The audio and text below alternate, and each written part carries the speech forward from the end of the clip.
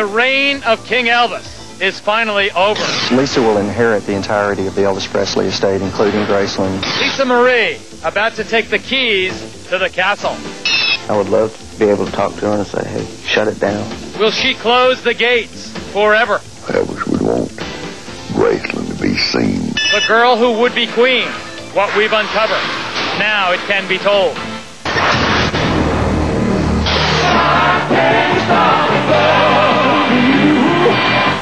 Is the reign of King Elvis finally over? Oh, please release me, let me go. This little girl is all grown up and about to inherit the keys to the kingdom. And the future of the legendary Graceland and the entire Presley empire is in the hands of Lisa Marie. I would love to be able to talk to her and say, hey, shut it down. Will she close the gates forever or decide to take over the throne? That's what Elvis would want. Now it can be told as we take you behind the palace walls for a rare glimpse at the girl who would be queen. Welcome, everybody. I'm Geraldo Rivera. We'll be going down to Memphis for that report on the Golden Girl, Lisa Marie Presley, a little later. That was his whole world. But would he be proud of her now? That could depend on what she decides to do with his empire. The value of the estate now would tend to fall somewhere between $50 and $100 million.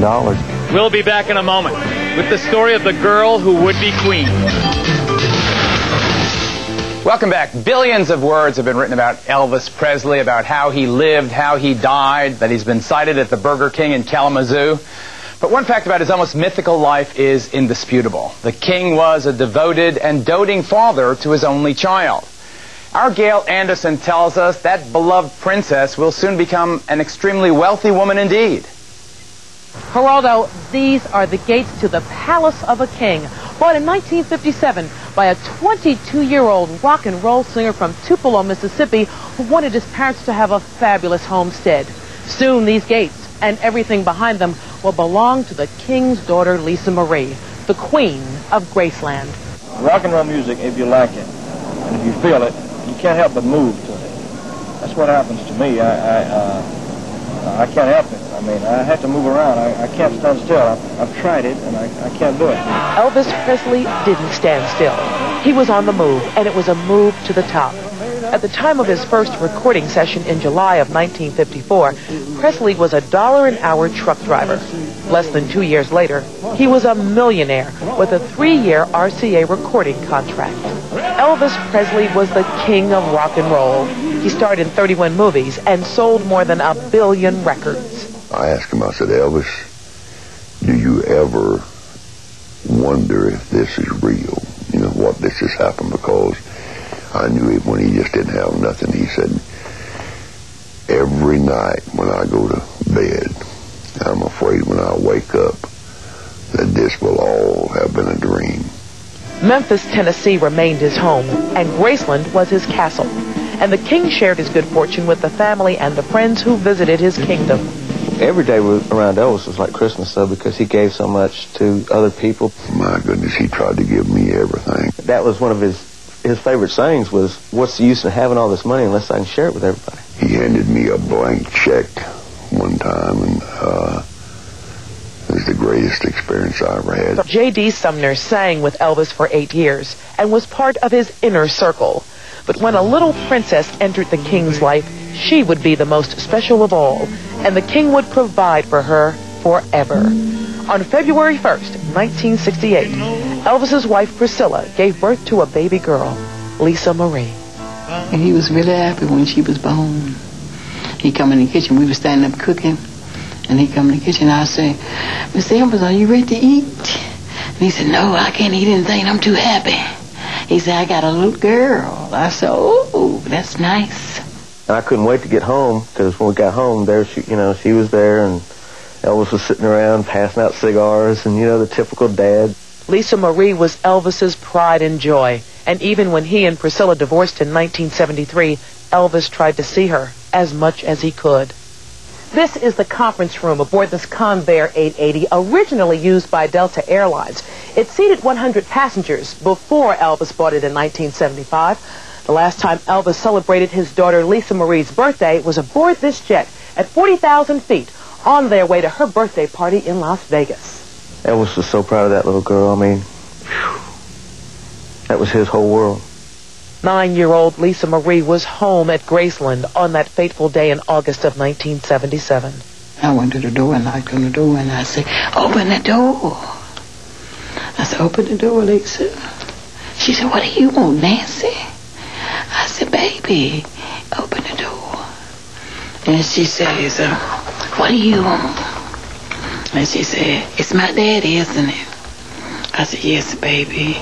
I saw Lisa Marie riding around on a golf cart like nothing had happened. And it was just, maybe she just doesn't understand or something. Then I saw her a little bit later. She was crying, "My daddy's dead, my daddy's dead." Elvis Presley did not think he was going to die. He was 42. Where did I go? Oh, where could I go? But the king did die, leaving his little princess behind.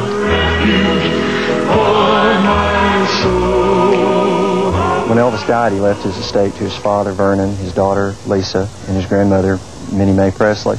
In 1979, Vernon Presley died, and Minnie Mae passed on 1 year later, leaving Lisa Marie as Elvis's sole heir, with his ex-wife Priscilla as executor of the estate. Lisa will inherit the entirety of the Elvis Presley estate, including Graceland, right on schedule on her 25th birthday, just as Elvis's will states. But what is behind the gates that's about to become Lisa Marie's? Elvis did not leave a tremendous fortune. He could have. It could have been the greatest fortune in entertainment history had he been concerned with that kind of thing. Graceland was only worth approximately $5 million at the time of Elvis's death. But Priscilla and a management team turned the estate and the trust into a multi-million-dollar business.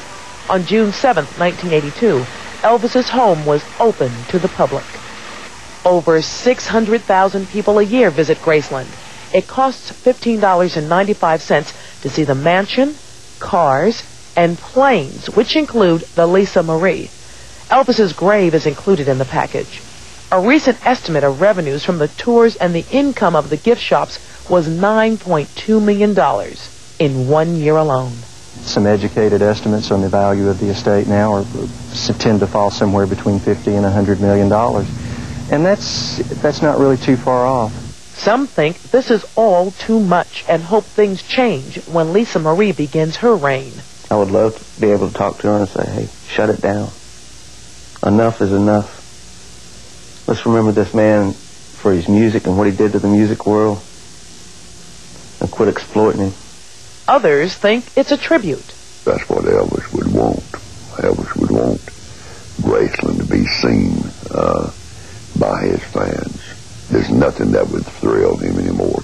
I will say that there are people that are going to like you and people that don't like you, regardless of what business you're in or what you do.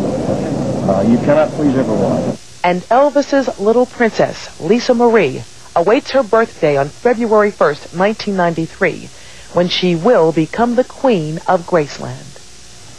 Just what will Lisa Marie do with this fantastic inheritance? We'll look at the possibilities when we return with part 2 of The Girl Who Would Be Queen.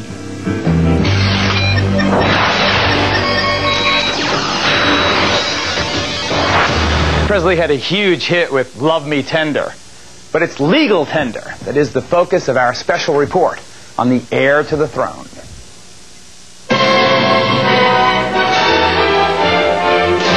It broke the hearts of little girls around the world. But the marriage of Elvis Presley and Priscilla Beaulieu on May 1st, 1967 would produce one other little girl. Elvis and Priscilla named her Lisa Marie, and as she grew up, it became obvious she was truly Daddy's little girl. He gave her everything a little heart designed. Not only was Lisa Marie the apple of Elvis's eye, she was almost a mirror image of the king of rock and roll.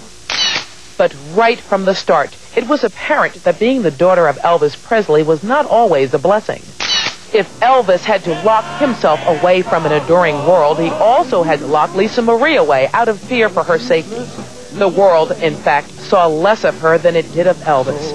And when the king died, Priscilla continued to keep the heir to Graceland tucked away, protecting the little princess from anyone she thought might cause her harm.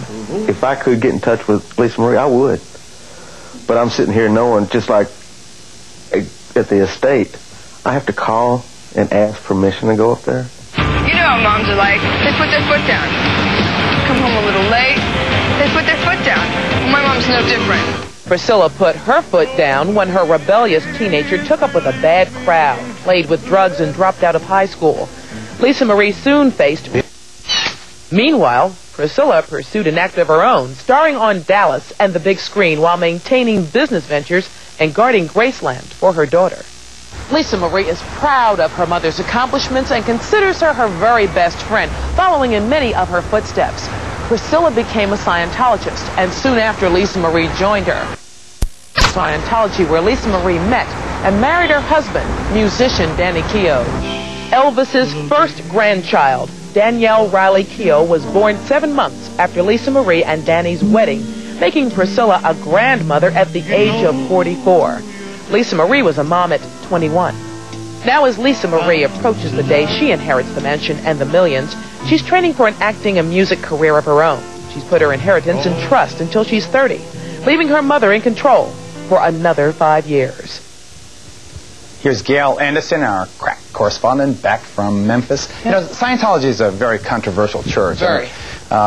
I don't want to really get into that too much, but is there any fear that Lisa Marie, when she gets this money, is going to donate it to the church she believes in? Well, if there is that fear, no one is saying it. We were told that it's going to be business as usual, and that this enterprise will probably grow because there are plans to do some Elvis-related things in Japan as well as Europe.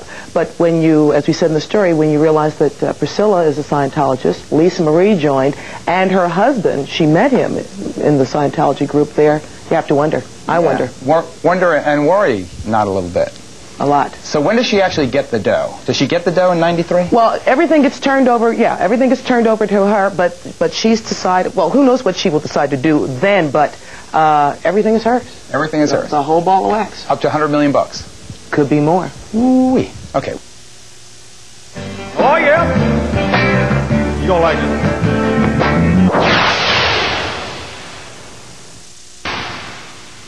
I asked Gail about Lisa's church, Lisa Marie's church, but how's she doing as a person? How is she? She seems to be getting it together. This marriage and the baby, it seems as though that's going to help fortify her life, give her some roots. She wants to get into entertainment, and so she's supposed to be working on that now. I saw her in the car commercial. Any other acting gigs for her? She's working on it. We're told she's taking lessons, and there might be some interest in music. We're told she does have some talent, so in 5 years, maybe when the estate is hers to make some decisions about, but she'll also have some records, movies that we'll see and hear about as well. It would be nice after the King's kind of tragic end to have her have a happy ending to her story.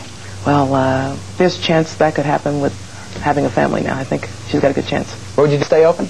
I think so. I'd never been there before, and to see it, it's amazing. I felt frozen in the 70s. I don't see where they're going to get rid of it. I love it.